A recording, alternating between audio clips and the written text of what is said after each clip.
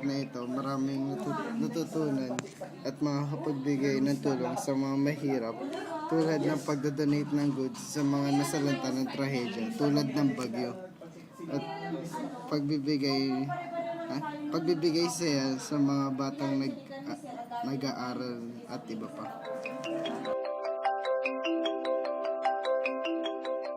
Kaya ako pinili ang CWTS na NSTP dahil marami akong mapapamahaging idea at mahilig akong tumulong sa ibang tao.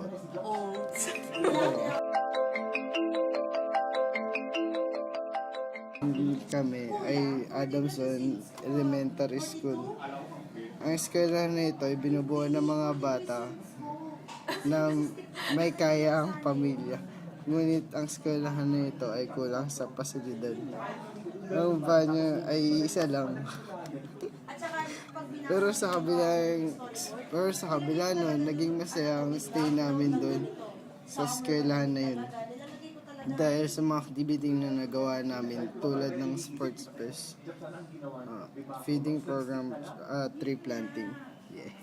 Grabe, binubuo ng mga bata. Nagawa sa... Tapos ko ang NSTP dahil marami akong natutunang aral at mga naging kaibigan dito.